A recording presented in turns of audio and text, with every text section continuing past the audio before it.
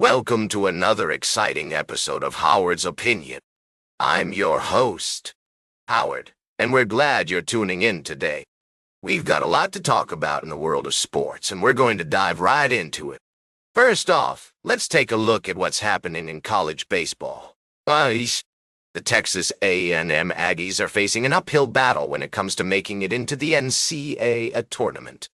After losing their series against the Georgia Bulldogs despite an impressive 15-strikeout performance by Justin Lampkin, the Aggies' hopes of getting into the postseason are looking slim. Their loss on Saturday put them at just 11 wins in SEC play, which is not going to cut it if they want to get an invite to the big dance. In fact, according to Dun Baseball's Kendall Rogers, Texas A&M will likely need to win the entire SEC tournament next week to earn an automatic bid to the NCAA tournament. That's a tall order, especially considering they'll be facing off against some tough competition, including the Mississippi State Bulldogs, who are currently on a hot streak. Now, I know what you're thinking. Can't Texas A&M just get in with 11 wins in SEC play? Unfortunately, it doesn't look like that's going to be enough. The Aggies' resume just isn't strong enough, and their RPI ranking of 55 is not going to impress the selection committee. But here's the thing. College baseball is all about peaking at the right time. And if Texas A&M can somehow manage to get on a roll in the SEC tournament, they might just be able to sneak into the NCAA tournament after all. It's a long shot, but stranger things have happened, right? We'll be keeping an eye on this story as it develops, and we'll have more analysis and discussion later in the show. But for now, let's take a quick break. We'll be right back with more fascinating sports news on Howard's Opinion. Welcome back to Howard's Opinion. We're diving into the world of sports now, and I've got a thrilling update for you from the PGA Championship. Scottie Scheffler is storming ahead, taking the lead by 3 strokes after a stunning third round. This guy's on fire, folks. He carded an impressive 65, leaving the competition in the dust. Now, let's break it down. Scheffler's round wasn't without its challenges. He had bogeys on holes 1, 11, and 13. But then something clicked. He launched a remarkable campaign to pull away from the pack, starting with an incredible eagle putt on hole 14. This shot was something special. A 3-wood that tracked towards the pin, bouncing onto the green and rolling into gimme range. Scheffler himself said it was a mix of skill and luck. But hey, when you're playing like that, who cares? He didn't stop there either. Scheffler birdied holes 15, 17, and 18, making minced meat out of the infamous Green Mile, the 2 hardest holes on the course. It's an impressive display of skill and strategy, and he's now in prime position to take home his 3rd major title. Of course, as we all know, golf is a game of ups and downs.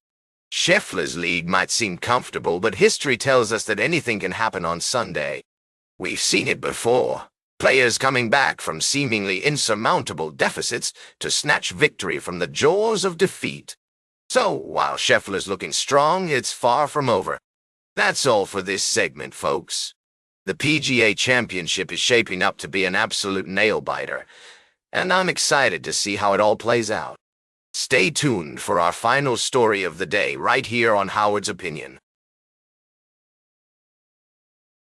Welcome back to Howard's Opinion. We're closing out today's show with a rundown of the latest in college softball. I've got to say, folks, it's been an exciting weekend for fans of the sport.